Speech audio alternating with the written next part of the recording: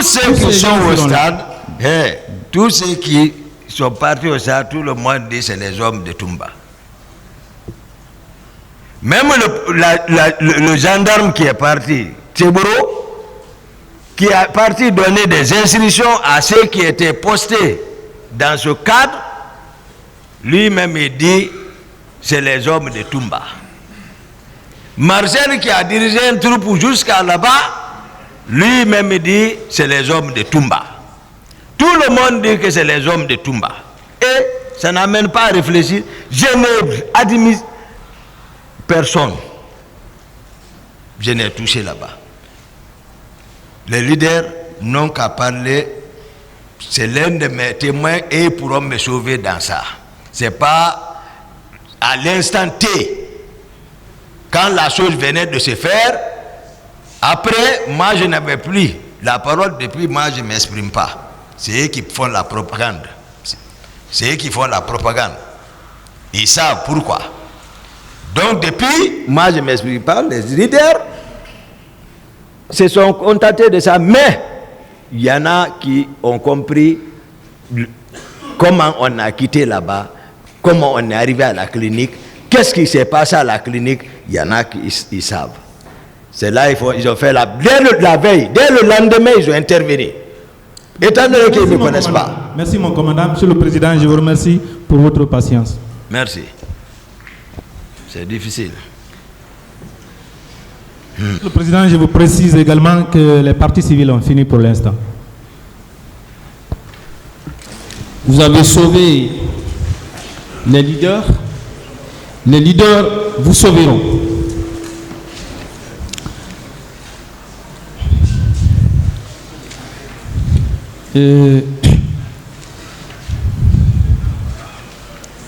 Voilà. Vous avez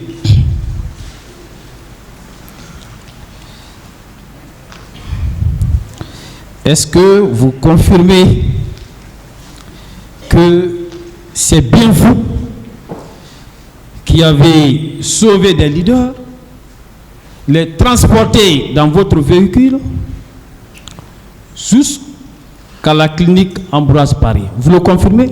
Je le confirme, maître. Et Monsieur le Président, avec votre permission, parce que Monsieur le procureur a eu à poser des questions, il a eu à donner lecture de quelques passages d'un rapport de Human Rights, et selon ces passages, alors il est dit là-bas que M. Toumba se serait rendu coupable de ceci ou de cela, et que ce ne serait pas lui qui aurait sauvé. Je voudrais commencer par donner lecture et poser conséquemment des questions à M. Aboubacar Toumba. Je vais donner lecture du procès verbal d'audition des parties civiles de M. Loussedi Fall, qui date du 13 novembre 2014. La page 3. Il est écrit ceci. Il a déclaré ceci. Lorsque Toumba a constaté que nous étions tous ensanglantés du fait de nos blessures, il nous a conduits à la clinique Ambroise Paré pour les soins. Mais dès notre arrivée, des militaires que j'ai reconnus comme étant de la garde du président Dadis se sont opposés et avec grenade à la main, ils ont menacé de faire sauter la clinique si jamais on nous faisait bénéficier du traitement. Cela étant, Toumba Diakité nous a conduits à l'état-major de la gendarmerie nationale. Je précise qu'au départ, nous avons laissé Selou dans l'enceinte du stade entre les mains des militaires. Monsieur Diakité, oui, maître. N'est-ce pas là la confirmation que dans votre véhicule, il y avait bel et bien Monsieur François Lousseni Fall et qu'il fait partie des leaders que vous avez sauvés, oui ou non? Oui, maître. Très bien. Je continue. Je prends le procès verbal d'audition des parties civiles de M. Sidya Touré en date du 7 avril 2011. Dans ces procès verbal et plus précisément à la page 3, il s'agit des pièces acquises au débat, il s'agit des procès verbaux qui ont été dressés et devant les magistrats instructeurs. Monsieur Sidya a dit ceci.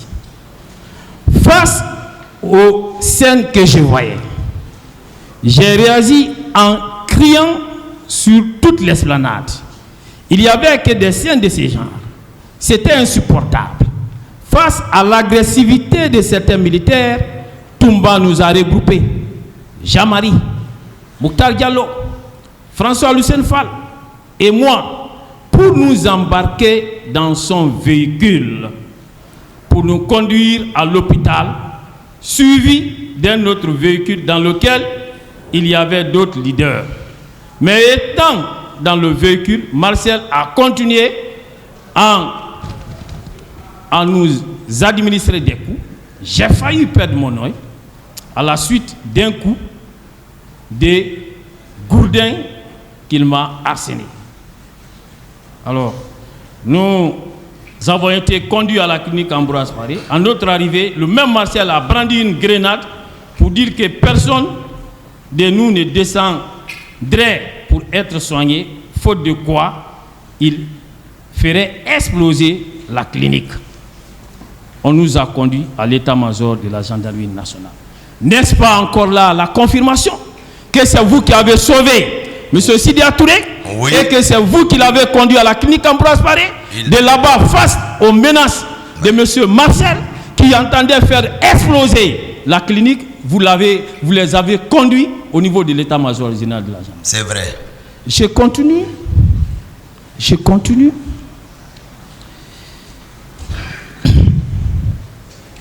Vous avez M. Mokhtar Diallo qui a également parlé. Vous avez le procès verbal d'audition des parties civiles, Monsieur le Président, mes chers assesseurs, en date du 7 février 2013, où, plus précisément, à la page 2, Monsieur le Président, Monsieur Mokhtar a eu à dire ceci. À la demande de Toumba Diakité, nous nous sommes embarqués dans sa voiture qui était garée en dehors du stade. Mais je précise que de passage, nous avons été témoins de plusieurs scènes de viol à ciel ouvert. Une fois dans la voiture de Toumba, Fall, Sidya et moi avons été transportés à la clinique Ambroise Paré. Suite à l'opposition des Eneseki, nous avons été conduits à l'état-major de la gendarmerie nationale où nous avons été rejoints par Jean-Marie Doré et Kiboro. Est-ce que il ne s'agit pas là encore d'une autre preuve que c'est bien lui, vous, disons, qui avez sauvé M. Mamadou Mokhtar Diallo? C'est ça. Dans les mêmes conditions que les autres. C'est vrai. Très bien. Est-ce que c'est lui qui est venu dans ces conditions, qui est parvenu à soustraire ses leaders politiques aux actes de violence? Est-ce que c'est lui qui a fait cela pouvait, dans les mêmes circonstances, de temps et de lieu, s'occuper des questions d'assassinat, des questions de viol? Non. Hein? Non. Est-ce que c'était possible ça? Ce n'est pas possible. Lorsqu'on vous dit, Monsieur Toumba Diakité, je voudrais aussi relever que parmi des questions qui ont été posées par le ministère public, oui, on vous a demandé si vous reconnaissez que parce que certaines victimes auraient déclaré que elles vous auraient vu sur les lieux que vous portiez des fétiches. Est-ce que M. Toumba Diakité, que vous êtes quelqu'un qui porte des fétiches? Non, ce n'est pas vrai. Voilà. Est-ce que dans les rangs du membre du CNDD, M. Toumba a un tant que précieux, est-ce qu'il a porté des fétiches? Non, et tous ils le savent. Moi, je ne porte pas de fétiches. Voilà. Monsieur Toumba Diakité,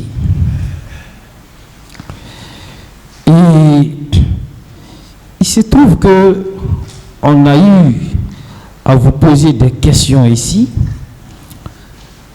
par rapport à votre déplacement au stade. Oui. Très bien. Et est-ce que c'était la toute première fois que vous preniez la décision de vous déplacer pour aller chercher le président Dadis? Et c'était la première fois? Non, c'était la énième fois. C'était la énième fois. Vous le faites pourquoi? Est-ce par souci d'être toujours présent dans l'accomplissement de votre mission d'aide de camp, ou bien c'est pour autre intention? Non, je le fais toujours par souci d'être comme ma fonction d'aide de camp. Très bien.